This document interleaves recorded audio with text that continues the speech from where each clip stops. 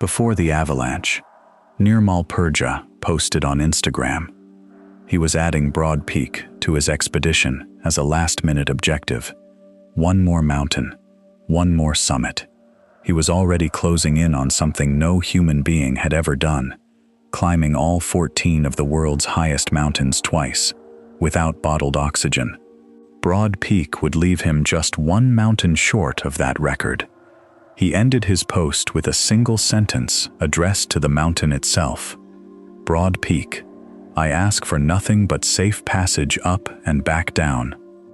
On the morning of Thursday, July 30th, 2026, at approximately 9 o'clock local time, an avalanche swept 10 climbers off the west-facing gully of Broad Peak in Pakistan's Karakoram range. The climbers were between Camp 2 and Camp 3, at approximately 6,579 meters above sea level. The avalanche carried them down the mountain, in some cases down nearly a vertical mile. All 10 of them are dead. The group came from 5 countries: Nepal, Pakistan, Oman, the United States, China. They ranged from one of the most famous mountaineers alive to a woman on her very first 8,000er. Among them was a Pakistani guide who had planned this to be his final expedition before retirement. Among them was a woman who had closed her Pilates studio earlier this year to pursue high-altitude climbing full-time, describing it as taking a giant leap of faith into the unknown.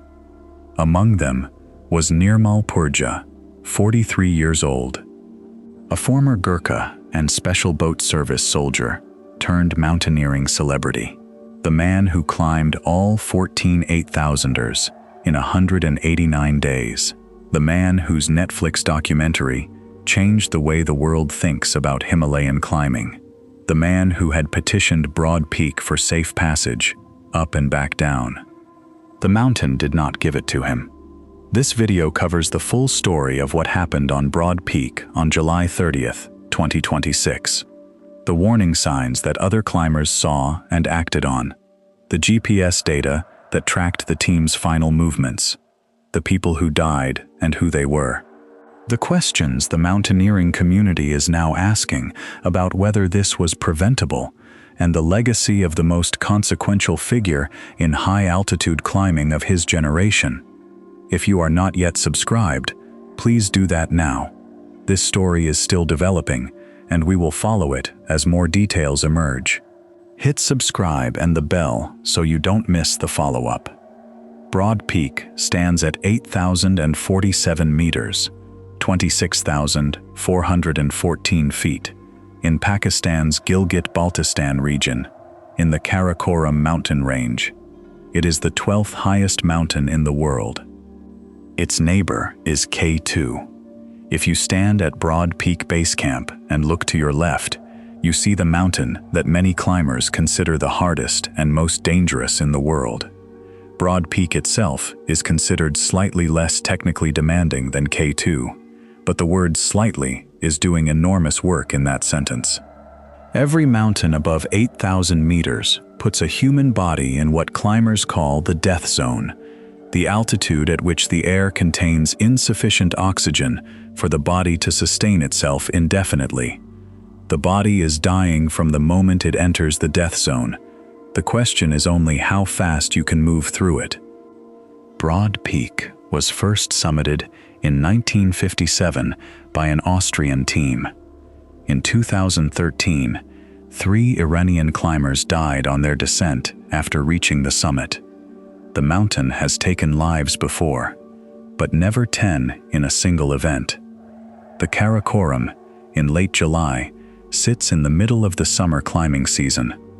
Teams come from across the world to attempt the high peaks during what is theoretically the most stable weather window of the year. But that stability is not guaranteed.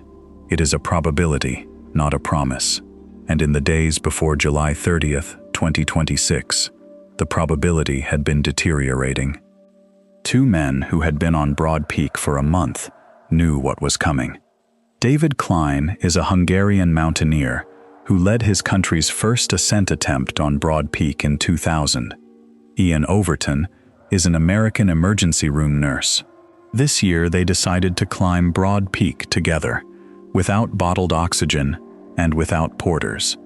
They had been living under the mountain since late June. In mid-July, Klein had told the climbing news website Explorer's Web that conditions were relatively good and that avalanche danger was low. Most of what could slide, he said, had already slid. On July 19th, he followed a Pakistani rope-fixing team up the west side for 19 hours and turned around somewhere between 50 and 70 vertical meters below the summit. He was climbing without bottled oxygen. Then the weather changed. Around July 22nd, heavy snowfall began blanketing the mountain. Klein and Overton watched it accumulate. They made a decision.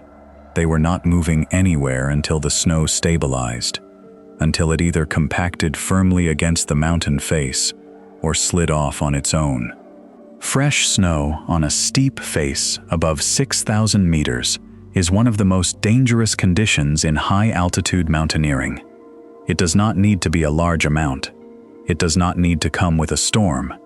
It simply needs to exist on steep terrain before it has bonded with what is underneath it. On July 25th, Klein and Overton packed up and walked out. A climber who had left the mountain earlier in the season reported a major windstorm on July 18th and said winds were too high and humidity was elevated throughout the region, indicating likely fresh snow through July 29th. Most of the teams at Broad Peak Base Camp had already gone home by the time Klein and Overton left. They saw the conditions. They understood what the conditions meant. They made the decision that the mountain was not in a safe state to attempt, and they walked away.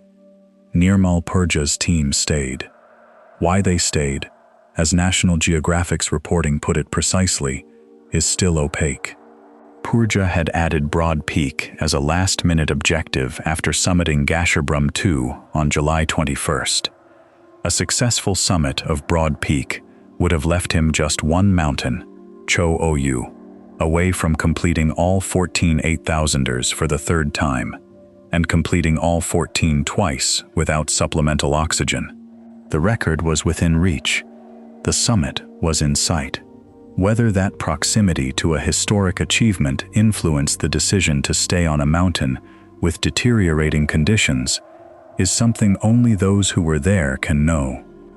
What is confirmed is that on the morning of July 30th, with heavy snow having fallen on the mountain in the preceding days, 10 people were between Camp 2 and Camp 3 on Broad Peak's West Ridge, and the mountain moved. Most of the climbers carried Garmin tracking devices. The data those devices broadcast in the hours of July 30th tells the story of what happened with a precision that almost nothing else in mountaineering disasters ever provides. At 5:33 in the morning Pakistan time, Nirmal Purja's device pinged at 6,166 meters, right at Camp 2, 20,231 feet. Nadhira Al Harthy's device showed similar readings at the same time. The team was moving upward. By 7 in the morning, the elite expedition team had reached 6,430 meters, still climbing, still on schedule for a summit attempt. Their next pings came just before 9 in the morning, at around 6,660 meters, 21,850 feet, between Camp 2 and Camp 3. That is when the data changes. Purja's device placed him more than 2,000 feet below his position just 30 minutes earlier. Nadhira Al Harthy's device showed a descent of 1,651 meters, more than a vertical mile, from the upper slopes. Mallory Geis's tracker showed a sudden descent of 543 meters in the same window. Pakistani mountaineer Samson Sharaf, who shared GPS screenshots and satellite analysis with the climbing magazine Climbing, described what he saw. The overhang where the accident took place is clearly visible. Most probably the entire snow-laden face moved, sweeping the entire traverse. The entire face, not a partial slide, not a localized event. The entire snow-laden face of the West Gully moving at once, carrying 10 people with it. The devices kept transmitting after the avalanche. GPS units under snow or in deep, steep terrain often continue broadcasting, but their reported positions become unreliable. Nima Sherpa, the co-founder of EliteXped, sent a desperate text message shortly after the avalanche. "Nim's location is moving, brother. We hope, brother, he is still live. We need rescue, because his GPS location moving." He held on to that hope, but as the hours passed, the pings from Purja's device showed a stationary device appearing to wander slightly. The signature of a GPS unit under snow, not a person alive and moving. All 10 climbers were out of communication from the moment the avalanche struck. 10 people died on Broad Peak on July 30th, 2026. They deserve to be known. Nirmal Purja, 43 years old, Nepali British, the most famous mountaineer of his generation. We will cover him in full in the next section. Pur Bahadur Gurung, known as Yukta, a Nepali certified mountain guide and one of Purja's most trusted senior guides. Yukta had worked on the world's highest peaks for years. Last autumn, he was part of a team that climbed Everest's north face to support a historic ski descent of the Hornbein Couloir. The Nepal mountain guide team paid tribute to him after his body was recovered. The mountains had taken him to extraordinary heights, and today he rests forever in their embrace. Nima Sherpa, a Nepali high-altitude guide on the EliteXped team, highly experienced, among the strongest climbers in the world at altitude. Kili Pemba Sherpa, known as Kilu, a Nepali guide from Rolwaling who had himself climbed all 14 of the world's 8,000ers. In a July 3rd Instagram post, just weeks before his death, he reflected, "Every summit has shaped me into the person I am today, and I will carry these experiences with deep gratitude." Wang Zhong Sherpa, a Nepali high-altitude guide on the team. Gyalu Sherpa, another Nepali guide, one of 5 Nepali climbers on the expedition. Nadhira Al Harthy, Omani. She was the first Omani woman to summit Mount Everest, which she did in 2019. She had also summited K2, Manaslu, and Nanga Parbat. She was working her way through the 14 8,000ers. She was a pioneer for women's mountaineering in Oman and across the Gulf. She was a landmark figure. Wang Zhong, Chinese. Climbing with Imagine Nepal Treks. He represented the international breadth of the group. Climbers from 5 countries, all drawn to the same mountain at the same time. Sohail Saki, Pakistani, a guide and photographer, a native son of the very range where he worked and died. He was guiding American client Mallory Geis on what he had announced was his final expedition. He had planned to retire from expedition work after this climb. Samson Sharaf, a fellow Pakistani mountaineer and Saki's mentor, was among those leading the search for him. Saki's body was among the most difficult to locate. His Garmin tracker was found among the avalanche debris, separated from him. He remains the climber whose full story is least told in international coverage. Mallory Geis, American, 39 years old. Broad Peak was her first 8,000er expedition.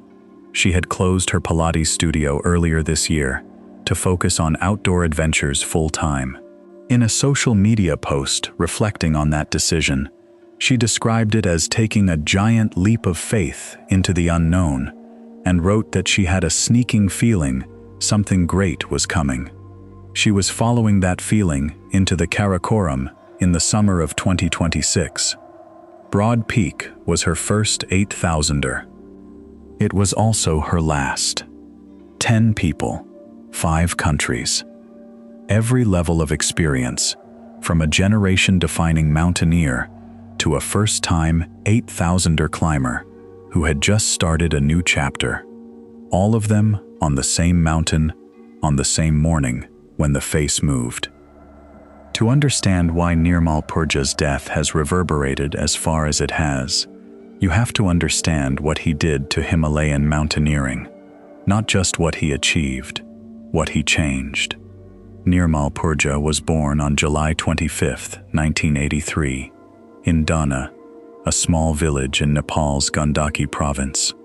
He joined the British Gurkhas at 18 and eventually made it into the Special Boat Service, the naval component of Britain's Special Forces, one of the most elite military units in the world. He spent years operating in some of the most dangerous environments on Earth before he ever set foot on an 8,000er. His first serious high-altitude climb was Dhaulagiri in 2014. He summited. And then, 5 years later, having climbed only a handful of the 14 highest peaks, he announced what he called Project Possible. He was going to climb all 14 8,000ers in a single season. The world record at the time, held by South Korean climber Kim Chang-ho, was 7 years and 10 months. Purja started on Annapurna on April 23, 2019.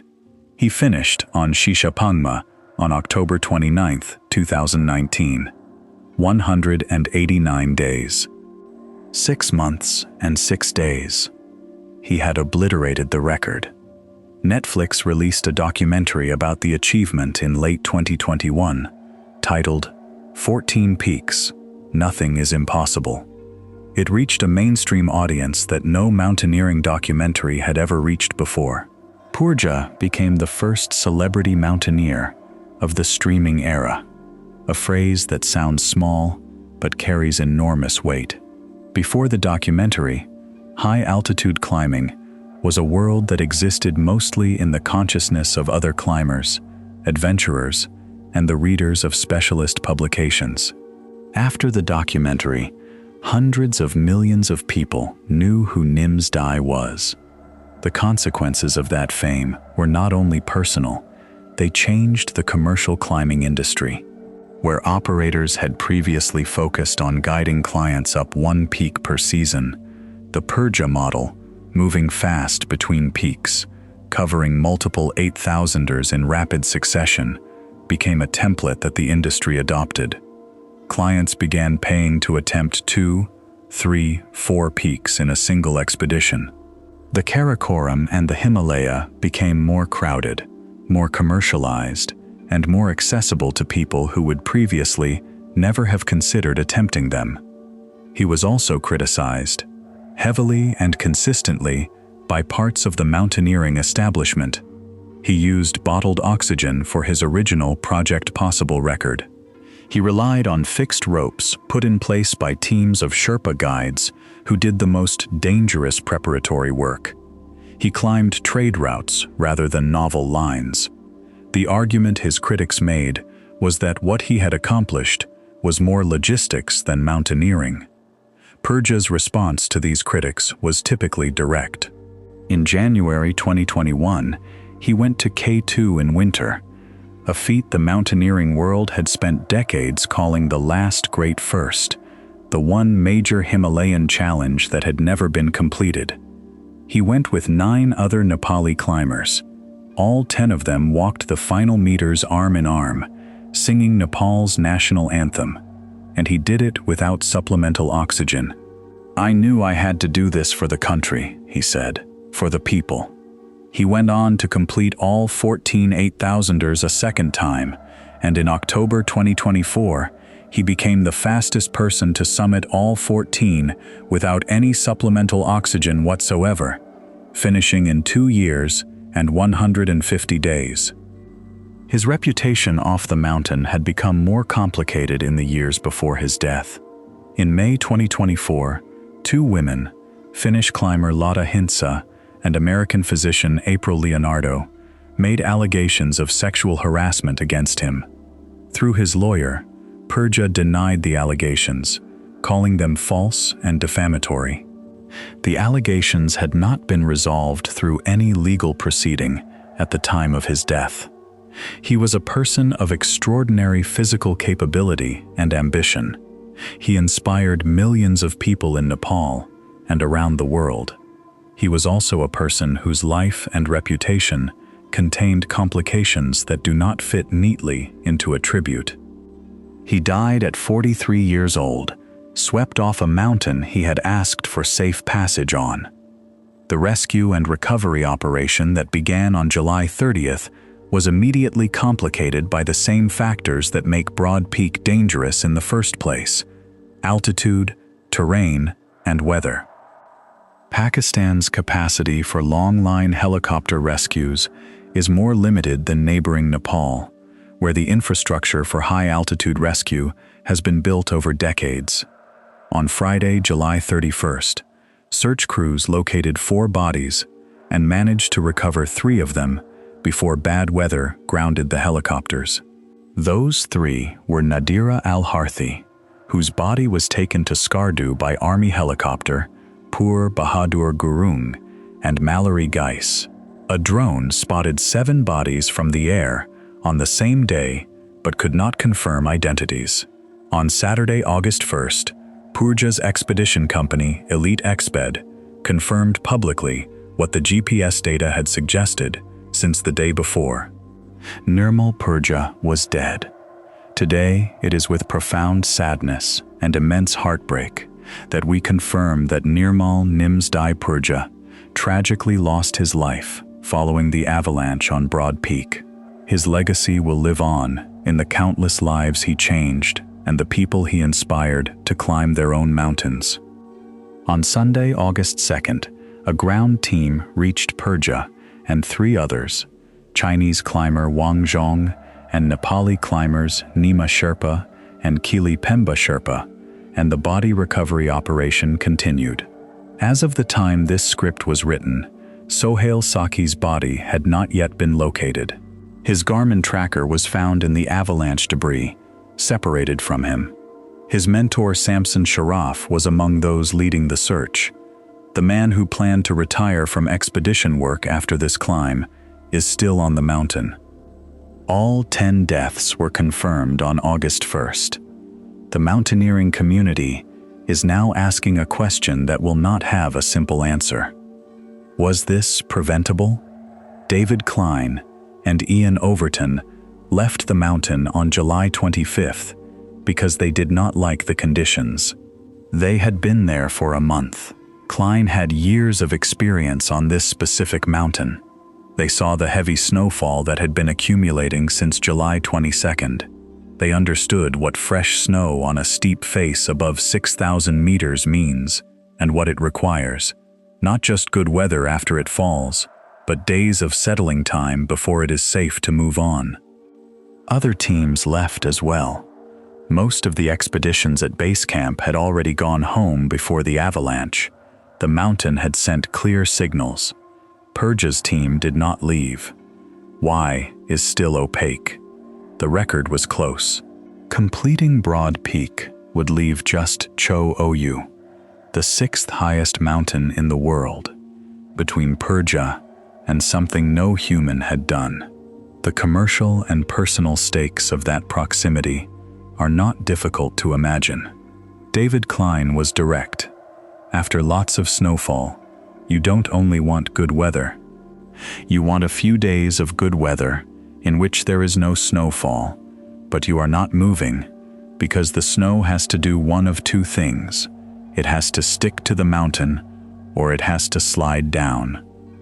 The snow on Broad Peak on July 30th chose to slide down, taking 10 people with it. The Broad Peak avalanche killed 10 people. It also exposed something about the world of high-altitude climbing that the tragedy makes impossible to look away from. That world has changed dramatically since Purja's Netflix documentary made it visible to a mainstream audience. The commercial 8,000er industry has grown enormously. More clients are attempting more peaks. The operators who guide those clients, particularly the elite Nepali guides who carry the heaviest physical burden of the work, are spending more time at altitude, on more expeditions, over compressed seasons. On the Broad Peak team, 5 of the 10 climbers were Nepali guides, not clients, not people who had paid to be there as a personal adventure. Professionals, workers, the people without whom no client summit on any 8,000er would be possible. Kili Pemba Sherpa had climbed all 14 8,000ers. Pur Bahadur Gurung had been part of a historic Everest North Face expedition the previous autumn. All 5 Nepali guides are dead. When a leader decides to stay on a mountain with deteriorating conditions, the guides on his team absorb that decision and its consequences along with him. 5 of the 10 people who died on Broad Peak on July 30th were there as employees. That is a fact worth sitting with. Nirmal Purja will be remembered for things that are genuinely extraordinary. He climbed 14 mountains in 189 days. He completed the first winter ascent of K2, arm in arm, with 9 Nepali climbers singing their national anthem. He made Nepal's Sherpa community visible to a mainstream global audience in a way that had never been done before. He inspired millions of people to believe that human potential is larger than they had been told. Nepal's Prime Minister Balendra Shah responded to the news of his death. Only the physical journey of the climbers has stopped, but the history of their courage, dedication, and contributions will always remain alive and inspiring. Those are real things. They are not negated by the questions the mountaineering community is now asking. A person can be genuinely extraordinary and also make a decision that has fatal consequences. Holding both of those truths at once is what honest accounting of a life requires. Purja himself understood the risk. In a 2022 interview, he was asked about death at altitude. "Death is certain once you are born," he said. "I must continue my journey because I have a bigger goal." He was 43 years old. He had his bigger goal in sight. The mountain ended the journey in a gully of fresh snow that had been waiting for a week to slide. Broad Peak, I ask for nothing but safe passage up and back down. That was the last public thing Nirmal Purja wrote before the avalanche. Sohail Saki had told people this was his final expedition, his last climb. After this, he was done with expedition work. The mountain that was supposed to be his final chapter became his final chapter in a way he had not intended. Mallory Geis had closed her Pilates studio and taken a giant leap of faith into the unknown. She wrote that she had a sneaking feeling something great was coming. Nadhira Al Harthy was the first Omani woman to summit Everest. She was a trailblazer for women's climbing in a part of the world where women climbing high mountains was not the norm.